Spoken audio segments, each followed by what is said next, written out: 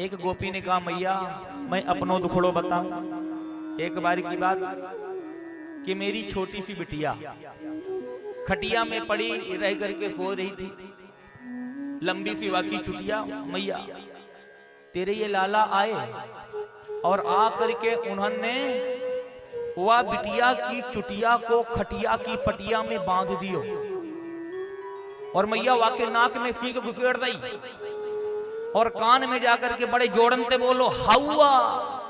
अब जैसे ही हवा बोली मेरी बिटिया तो मैया डर गई। मैया हवा ने पकड़ लियो, मैया हवा ने पकड़ लियो। बिटिया तो डर के मारे भागी सो भागी, वाके पीछे वो खटिया भी भागवे लग गई। मैया ऐसो नटखट है तेरे लाला। मैया ने कहा देखो मैं ऐसी बात ना मानू, जब मेरे लाला को रंगे हाथ पकड़ के तुम सबरी लेकर के आओगी तब मैं मानूंगी कि हाँ वास्तव में मेरे लाला चोर है।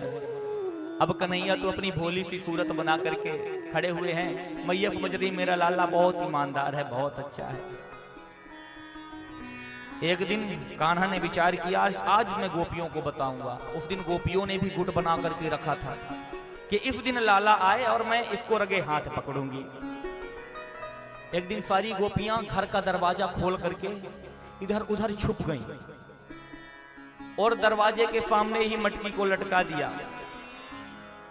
कन्हैया ने जैसे ही देखा वाह आज सामने ही मटकी लटक रही है, मतलब मामला कछु गड़बड़ है। कोई कन्हैया अंदर गए गोपी ब्रज बालकों को लेकर के और अंदर जाकर के वही जो उनकी व्यवस्था थी, कभी ऊखल में तो कभी ब्रज बालकों के ऊपर चढ़ करके उन्होंने मटकी पकड़ी। गोपी नहीं दिख रही। भगवान ने सोचा हो गया, शायद ऐसे ही भूल गई होंगी। अब भगवान ने जैसे ही मटकी पकड़ी और मटकी पकड़ करके जैसे ही मक्खन खाना शुरू किया वैसे ही गोपियां निकल करके सब दौड़ पड़ी, अरे पकड़ो पकड़ो पकड़ो पकड़ो। अब जितने ब्रजवासी बालक थे वो तो सब भाग गए और कन्हैया उसी मटकिया में लटकवे लग गए। गोपियों ने कहा आज आ गए ना हाथ में। रोज कहते तुम्हारी मैया कहती थी कि रंगे हाथ पकड़ो तो बताऊंगी, रंगे हाथ पकड़ो तो बताऊंगी। आज हाथ में पकड़ के आओ, आज हम छोड़ने वाली ना है। अब तो गोपियों ने भगवान को मटकी से नीचे उतारा और नीचे उतार करके कहा क्यों गोविंद आज क्या विचार है। बोले गोपी अब दोबारा गलती ना होगी, गोपी मैया ते ना बताइए।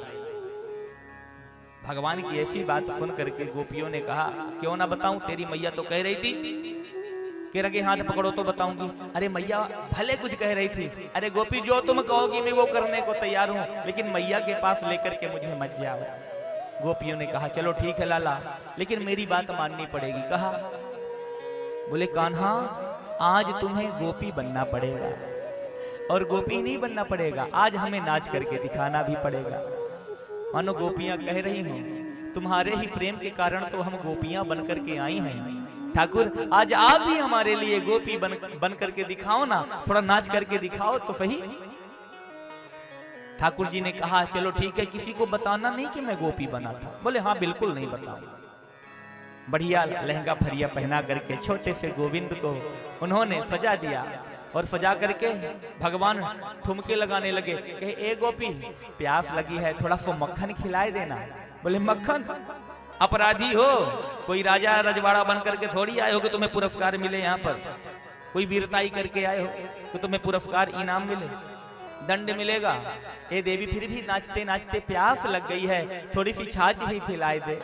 तब गोपियां दया करके थोड़ी सी छाछ गोविंद के मुंह से लगा देती हैं। महाराज भक्त लोग देखते हैं और कहते हैं वाह धन्य है प्रभु, धन्य है। से गणेश महेश दिनेश सुरेश सहु जाहि निरंतर गावे, जाहि अनादि अनंत अखंड अछेद अभेद सुभेद बतावे।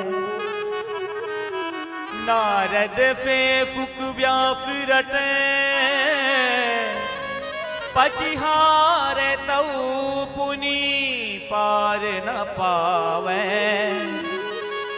ताहि अहीर की छोहरिया छछिया भर चाछ पे नाच नचावे ताहे अहीर की छोहरिया छछिया भर चाछ पे नाच नचावे। आज ठाकुर ठुमुक ठुमुक कर नाच रहे हैं। एक गोपी ने कहा देवियों तुम सब जाओ, आज सिर्फ मैं लेकर के इसे नंद भवन में जाती हूं और इसकी मैया के सामने इसकी खूब उलाहना सुनाऊंगी। ठाकुर ने कहा गोपी तैने जो कहा मैंने वो कियो, अब सुन ले मेरी मैया जी अगर शिकायत करेगी तो बात बहुत ज्यादा बिगड़ जाएगी। गोपी ने कहा चाहे कुछ भी हो जाए लाला, आज तेरी मैया के पास हम ले जाकर के ही मानेंगे। अब तो गोपी ने हाथ पकड़ा कन्हैया का और कन्हैया के हाथ पकड़ करके ले जाने लगी है। आगे आगे गोपी पीछे पीछे गोविंद। कन्हैया ने विचार किया आज तो ये मरवा के मानेगी। भगवान ने कहा कि कोई युक्ति करनी पड़ेगी। तब तक सामने से उस गोपी के जेठ जी आ रहे थे। जेठ जी को देख करके भगवान ने कहा मिल गया अवसर। एक गोपी बड़ी निर्लज्ज है गई ये, दो को बतोना है। अरे ब्रजमंडल में जो देवियां हैं उनको 1.5 हाथ को लंबो चौड़ो घूंघट रहना चाहिए। देख तेरे जेठ जी सामने से आ रहे हैं और तू है घूंघट नहीं कर रही। उसने देखा कि सच में जेठ जी आ रहे हैं। अब तो महाराज जल्दी से उसने घूंघट कर लियो अपने चेहरे के सामने। तब तक देवर जी भी दिख गए उसके। देवर ने कहा कहाँ का नहीं, आज कहाँ जा रहा है भाई? बोले आजा आजा, आज बढ़िया माल कटना है, बढ़िया खाने पीने की व्यवस्था है। अब तो देवर जी पीछे पीछे। भगवान ने विचार किया कुछ युक्ति करनी चाहिए। ए गोपी देख तो सही मेरी नाजुक सी करैया मुरक जाएगी। मैं बहुत ही कोमल हूं, ऐसो कर मेरे हाथ छोड़ दे। ए लाला चुप रह, तेरे हाथ छोड़ूंगा तू भाग जाएगो। ए गोपी तेरे खसम की सौगंध, अगर तू मेरे हाथ छोड़ ऐसो कर मेरे हाथ बदल के तू दूसरो हाथ पकड़ ले। गोपी ने कहा सही बात है, छोटा सा बच्चा है, नाजुक कलैया है, मुरक जाएंगी। इसलिए उसने ये हाथ छोड़ करके दूसरा हाथ पकड़ने का प्रयास किया।